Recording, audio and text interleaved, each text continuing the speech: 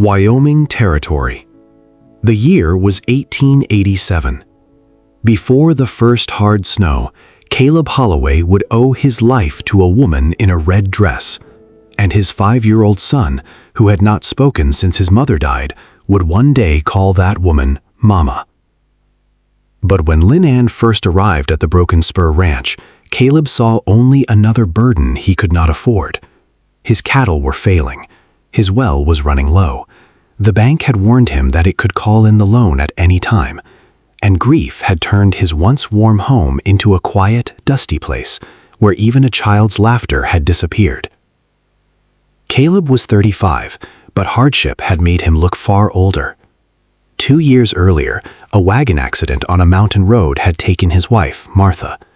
It had left him alone with Toby, a boy who watched the world with wide, silent eyes. Desperate for help, Caleb had placed a small notice in the Cheyenne newspaper. He never expected anyone to answer it. Then a lone wagon appeared on the far horizon, beneath a hard, pale autumn sky. It moved with agonizing slowness across the sea of parched golden grass. The wooden wheels creaked and groaned like a chorus of restless ghosts.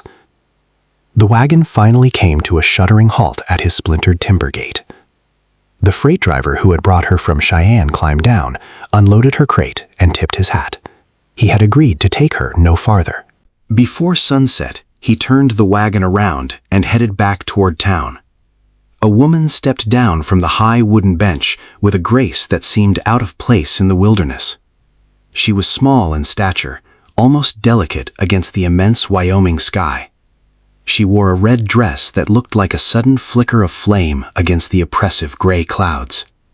Her hair was black and lustrous as the wing of a mountain raven. Beside her feet stood one sturdy wooden crate. In her hands she carried a small, tightly tied silk bundle. Her face was a mask of quiet, unbreakable strength. She looked at Caleb with eyes that had clearly seen far too much of the world's calculated cruelty. "I am Lynn Ann," she said. Her voice was soft, yet it possessed the clarity of a mountain breeze. It did not shake, despite the sharp autumn wind that tugged at the edge of her dress. "I saw your notice in the city, Mr. Holloway," she continued, her gaze unwavering. Caleb looked down at her hands, which were small but calloused. They were stained with the marks of hard labor and the dust of a long journey. Caleb knew enough about her past without asking questions she might not wish to answer. News of the anti-Chinese violence in Rock Springs had reached every corner of the territory 2 years earlier. Families had been forced to flee, and many survivors had spent years searching for a place where they could live without fear. Lynn Ann had survived a world that had treated her cruelly. Caleb had survived a life that had broken his heart. Neither of them yet knew that the broken ranch before them would become a place of healing.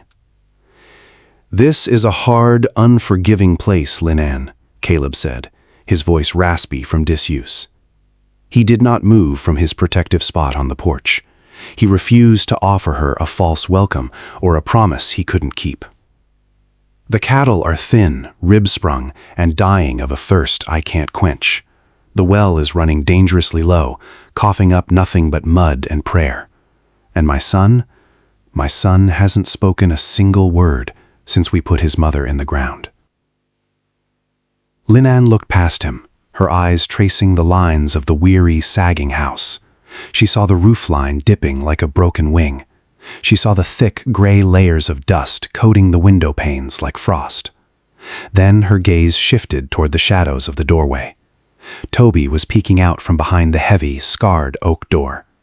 His small, pale face was smudged with black soot from the cold stove. His eyes were wide, dark, and utterly hollow. Lynn Ann did not hesitate for even a second. She knelt down right there in the swirling, biting dust of the yard. She did not seem to care about the fine hem of her red dress dragging in the dirt. She reached slowly, deliberately, into her small silk bundle. She pulled out a tiny, expertly carved wooden bird. The wood was smooth, polished to a soft glow by years of touch. She set it gently on the dry, cracked ground between her and the boy. Then she whistled a low, sweet note that perfectly mimicked a meadowlark in spring. Toby took one trembling, uncertain step forward. Then he took another, his small boots crunching on the gravel. For the first time in 2 long, silent years, the boy reached out his hand toward another human being. Caleb felt a sharp, painful lump form in the back of his throat. "The guest room is in the back," he muttered, turning his face away. He didn't want her to see the sudden moisture blurring his vision. "I cannot pay you much of anything right now, lady." Lynn stood up and brushed the Wyoming dust from her vibrant skirt. "I do not want much, Mr. Holloway," she said, her voice ringing with dignity. "I simply want a place where the wind doesn't smell like smoke and spilled blood." Caleb didn't ask what she meant by those haunting words. He already knew the answer. He knew that some fires never stop burning in the mind. The next morning, the very atmosphere of the broken spur had shifted. Caleb woke to the unfamiliar, heavenly smell of wood smoke and ginger. He walked into the kitchen with hesitant, heavy steps. Lynn was already standing at the scarred wooden table. She was kneading dough with practiced, rhythmic movements that seemed like a dance. "Sit down," she said firmly. "The boy needs to eat something real before the day starts." Toby was already seated in his usual chair, his eyes bright for the first time. He was captivated by the magic in the movement of her hands. Lynn was making flatbreads from the meager, dusty supplies in the pantry. She fried them in a heavy, seasoned iron skillet until they turned golden brown. It wasn't the heavy, greasy salt pork that Caleb usually burned beyond recognition. It was light, carrying a hint of wild spices and the promise of nourishment.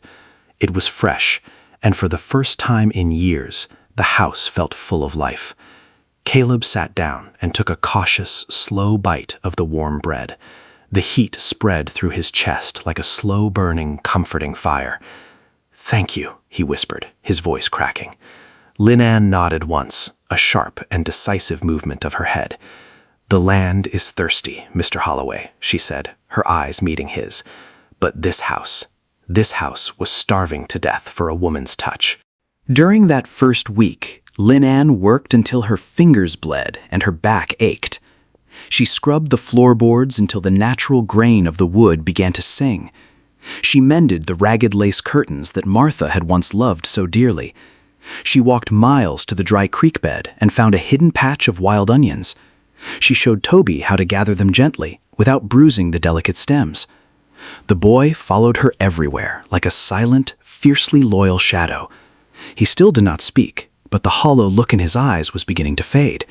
He actually laughed when she balanced a wooden spoon on the tip of her nose. Caleb watched them from the deep shadows of the barn. He felt like a stranger trespassing in his own home, but he also felt a strange flickering light beginning to glow in the center of his heart. It was a feeling he thought he had buried forever in the frozen earth of the cemetery. However, the town of Oak Creek was not as welcoming as the ranch. On Friday, Caleb rode into town to gather his monthly supplies. He brought Lynn with him in the wagon, seated proudly on the bench. He wanted her to choose the cloth for the new shirts Toby so desperately needed. As they walked down the wooden boardwalk, a heavy, suffocating silence followed them. Men stopped their conversations mid-sentence, spitting tobacco in the dirt. Women pulled their children closer to their skirts, whispering behind gloved hands. The air in town felt thick with the invisible weight of judgment. Mr. Miller, the town's wealthy banker, stood outside the general store. He was a man with a soul like a dry, brittle bone, devoid of any real mercy. "Holloway," Miller called out, his voice booming with false authority. Caleb stopped in his tracks, feeling his muscles tighten like coiled springs. He felt Lynn stiffen like a board beside him, though she didn't look away. "I see you found yourself a new crook," Miller sneered, dragging out the word. He looked at Lynn with cold, hateful eyes that saw her only as an intruder. "The good people of Oak Creek don't much like strangers settling here, especially strangers who crawl out of the filth of the mining camps." Caleb stepped forward, his heavy boots thudding rhythmically on the wood. His hand rested instinctively near the iron buckle of his belt. "She is a member of my household, Miller," Caleb growled, his voice low and dangerous. She works harder than any 3 men in this miserable, judgmental town." Miller laughed, a sound like glass breaking under the heel of a heavy boot. "Your ranch is deep in debt, Caleb. You're drowning in red ink. The bank doesn't like taking unnecessary risks with its investments, and keeping her there is a very big risk to your reputation and your credit." Lynn Ann didn't say a single word in her own defense. She kept her chin held high, her spine as straight as a lodgepole pine. She looked straight ahead at the horizon, refusing to grant him the satisfaction of her fear. But Caleb noticed that her hands were shaking violently under the folds of her shawl. He bought his supplies in a stony, lethal silence and turned the wagon around. He didn't look back at the prying, squinting eyes of the townspeople. On the long, dusty ride home, the sun began to set behind the peaks. The sky was the color of a deep, bruised plum, beautiful, yet melancholy. "You don't have to stay here and endure this, Lynn Ann," Caleb said softly. He kept his eyes fixed on the long, dusty road stretching ahead. "They will make it very hard for you to even breathe in this valley." Lynn Ann looked at the distant purple mountains, her expression unreadable. "They have already made it hard for me everywhere I go," she said. Then she looked down at the little wooden bird she kept tucked inside her sleeve. "My younger brother carved this for me before we were separated," she said quietly. "I have carried it through every place that told me I did not belong." Her voice did not break, but Caleb saw her fingers tighten around the bird. For the first time, he understood that her courage did not mean she had never been afraid. "In Rock Springs, my family lost the place we called home. We fled in fear, and for years afterward, I carried that fear with me. But I learned that surviving is not the same as living." She turned her head to look him directly in the eye, her gaze piercing. "A few mean words in a dusty town are nothing to me, Caleb Holloway." She said it bravely, but when she turned toward the darkening road, Caleb saw one tear disappear beneath the edge of her shawl. "I have found a boy who needs a mother's touch to remember how to be a child, and I have found a man who has forgotten he is even allowed to be alive." Caleb reached over the wooden bench and touched her hand for the very first time. Her skin was warm, rough from the day's work, and incredibly real. His heart raced like a panicked horse trapped in a burning barn. "I won't let them hurt you," he promised, his voice thick with conviction. "I will stand between you and the rest of the world until my last breath." Autumn turned into a brutal, unforgiving, and terrifying November. The clouds hung low and heavy over the plains, like a ceiling made of lead. They were pregnant with the catastrophic weight of the coming snow. The terrible winter ranchers would later remember as part of the Great Die-Up had begun the year before. Its damage was still spreading across the west. Now another violent storm was moving toward the broken spur. The temperature dropped 40 degrees in the span of a single afternoon. That afternoon, Caleb rode toward the north pasture to bring in a frightened calf before the storm reached the ranch. He had been gone for hours when the temperature dropped without warning. The wind rose first, then the sky vanished. Snow swept across the plains so fast that the trail disappeared beneath his horse's feet. Caleb turned toward home, but the storm drove him off course. By the time his exhausted horse reached the south fence, Caleb was less than 100 yards from the cabin, yet in the blinding white he did not know it. Back at the house, Lynn Ann heard a horse whinny through the storm. It came from somewhere beyond the barn. She wrapped Toby in every blanket they owned and fed wood into the cast-iron stove until the kitchen glowed with heat. Then she took the long rope from the mudroom. She tied one end around the porch post. She tied the other around her waist. She carried a lantern low against the wind and stepped into the storm. At first, she could see nothing. Not the barn, not the gate, not even the light behind her. The rope pulled tight against her waist. Her boots slipped. The rope bit through her coat at the waist, and her legs began to burn with cold and effort. More than once, she fell to one knee and thought of turning back. Then she heard the horse again. "Caleb," she called. Her voice disappeared into the wind. But she followed the sound, one slow step at a time, until the lantern showed her the dark shape of a horse pressed against the fence. Caleb was slumped in the saddle, barely holding on. Linan reached up and caught the reins. "You are home," she told him. "Do you hear me? You are home." Caleb looked at her through the snow. He saw the lantern. He saw the red of her dress beneath her coat. And he found enough strength to slide down from the saddle. Linan placed his arm over her shoulders. The rope led them back, step by step, through the storm. Toby opened the door before they reached the porch. Together they brought Caleb into the warmth of the broken spur. Linan did not stop to rest or catch her breath. She helped him out of his wet coat and boots. She covered him with dry blankets beside the stove. Then she brought him a bowl of warm broth and stayed beside him until his breathing steadied. Toby sat by his father's side on the floor, his small hands clutching Caleb's arm. The boy was crying silently, hot tears marking his soot-stained cheeks. Caleb looked up at Linan through the haze of his recovery. Her face was beet red from the biting, savage cold. Her beautiful black hair was frosted with white ice and snow. She looked like an angel born from the very heart of the winter storm. "You saved me," he whispered, his voice still weak from the cold. Linan did not look up from her work, her focus entirely on him. "I saved my home," she said firmly, her voice echoing in the quiet room. "And I saved my family." Caleb reached out with a trembling, weak hand and pulled her close. He pulled her against his chest and felt the steady beat of her heart. He kissed her forehead with a deep, silent reverence. The storm outside raged for 3 more days and 3 more nights. Inside, the broken spur was a fortress of warmth and newfound love. But when the snow finally stopped, the true horror of the winter was revealed. Caleb rode out to the pastures to assess the damage to his livelihood. Thousands of cattle lay dead across the Wyoming territory. They were piled like cordwood against the jagged barbed wire fences. They had frozen exactly where they stood, unable to flee the wind.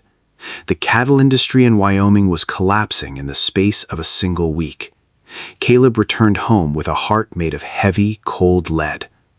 "We are ruined, Linan," he told her, his voice devoid of hope. He slumped at the kitchen table, his head in his hands. "I have no herd left to sell. There is nothing left to market. The bank will come to take the land by the end of this month." Linan stood quietly by the window, looking out at the white landscape. She was looking at the garden she had worked so hard to cultivate. It was buried under 5 feet of packed, unyielding snow. "The land is still here under the ice, Caleb," she said softly. "The green grass will return when the sun finally warms the earth again. We do not need 1,000 cattle to be happy in this life. We only need enough for the 3 of us to survive and thrive." She walked over to her old, weathered wooden crate in the corner. She reached deep into a hidden secret lining of the box. She pulled out a small, heavy silk pouch tied with a gold thread. She opened it and poured the contents onto the scarred wooden table. Inside were thick, gleaming gold coins that caught the morning light. "My father worked on Western rail lines for many years after the transcontinental route was finished," she said. "He saved what he could, coin by coin. After Rock Springs, I hid this pouch beneath the lining of my crate. I was saving it for the day I had nowhere left to go. For years, I was afraid to spend it. I thought that if I did, I would lose the last piece of my old life." She looked toward Toby, who was asleep near the stove. "But I am not nowhere now. There is enough to clear the banknote. There will not be much left after that." Caleb shook his head. "I cannot ask you to give up the one thing that kept you safe." Linan placed the pouch in his hand. "You did not ask." She looked at the house, the porch, and the sleeping boy. "I am choosing where my future begins." She smiled at him then, a look of pure radiance. It was the first real, bright smile he had ever seen on her face. It was warmer than the spring sun reflecting off the mountain snow. "You are my future now, Caleb Holloway." The very next day, Miller rode up to the ranch on his fine horse. The animal struggled through the high, stubborn snowdrifts. Miller looked happy for the first time in his miserable life. He looked like a vulture circling a fresh, helpless kill. "I've come for the deed to the property, Holloway," he called out. "I heard the news about your catastrophic losses in the North Pasture. The bank is calling in every outstanding loan today, no exceptions." Caleb stepped out onto the porch, his back straight and his head high. He held out his hand, which was filled with the heavy gold coins. "The debt is paid in full, Miller, every cent of it. You can take your legal papers and go back to your hole in town." Miller's face turned the color of cold gray ash. He looked at the gold with greedy, confused, and angry eyes. He looked at Lynn standing tall and proud in the doorway. "Where did you get this kind of money?" he spat, his voice trembling. Did she steal it from a mining office during the riots? Caleb stepped off the porch and stopped close enough for Miller to hear every word. "This debt is paid," Caleb said, "and Lynn money is honest. Her courage is more than you will ever understand." Miller looked toward Lynn, then toward the gold in Caleb's hand. Caleb's voice grew quieter. "You will leave this property now. If you spread another lie about her, I will take it to the sheriff and every respectable person in this valley." For once, Miller had no answer. He turned his horse and rode back toward Oak Creek without another word. He never set foot on the Broken Spur Ranch ever again. If this story of courage and second chances has touched your heart, please subscribe to Wild West Love Stories and tell us in the comments, do you believe a home can heal a broken heart? The news of Caleb's stand traveled fast through the streets of Oak Creek. Slowly, the frozen heart of the town began to soften and thaw. People remembered that Lynette had stayed through the killing blizzard. They heard how she had pulled Caleb back from the White Death. Not everyone in Oak Creek welcomed her at once, but no one spoke against her openly again. One afternoon in late April, the snow finally began to melt into the soil. Weeks later, Mrs. Bell, the local doctor's wife, walked up to the front gate. She carried a basket of dried apples and preserves. Her husband had seen Caleb after the blizzard. He had quietly told the town how Lynn had walked into the storm with a rope around her waist and brought Caleb home. "I came to apologize for staying silent when others were cruel," Mrs. Bell said. Then she lifted the basket slightly. "And if you would allow it, I would like to learn how to bake that bread." Lynn smiled a genuine smile and invited the woman inside. By the time true spring arrived, the ranch was beginning again. It was not rich, it was not easy, but it was alive. For weeks, Toby had followed Lynn through the garden, the kitchen, and the porch without letting go of the edge of her skirt. Sometimes, when he was tired, he almost called her something. Then he would grow quiet again. The grass returned, a vibrant green, thick and sweet for the stalk. With the last of their savings and a small line of credit from a neighboring rancher, Caleb bought 12 hardy calves. It was a humble beginning, but it was enough. And then, the greatest miracle of all occurred on the ranch. It was a warm, golden evening in late May. They were sitting together on the front porch, watching the sunset. Lynn was gently brushing Toby's messy, dark hair. The boy looked up into her kind, beautiful face. "Mama," he whispered into the quiet, still air of the evening. The world seemed to stop spinning for a long, sacred moment. Caleb closed his eyes as the final weight lifted from his shoulders. Tears of pure joy ran down his weathered, sun-beaten cheeks.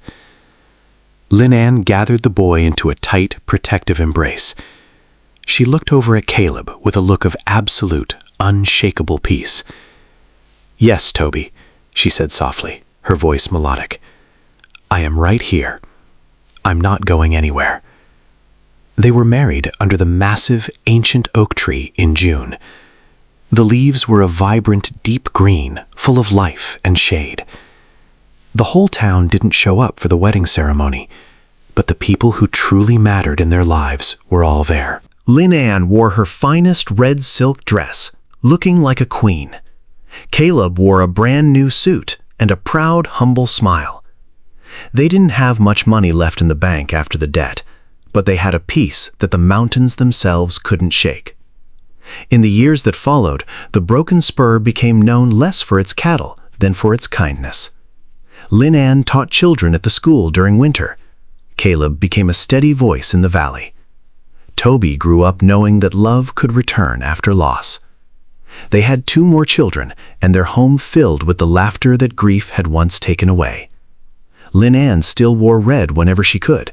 Caleb said it reminded him of the day hope came through his gate in a wagon. The Broken Spur was never the richest ranch in Wyoming, but it became one of the happiest homes on the frontier. Because a home was never only land, timber, and a roof against the wind. It was the people who chose to stay when life became hard. The West was built on the backs of the strong, but it was saved by the hearts of the courageous. If Lynn Ann, Caleb, and Toby's story stayed with you, please like this video, share it with someone who believes in second chances, and subscribe for another unforgettable Wild West love story. Keep the fire burning bright in your own heart tonight. Keep your eyes fixed on the distant, hopeful horizon. Never lose faith in the power of a place called home. Good night, and may your own storms lead you to grace.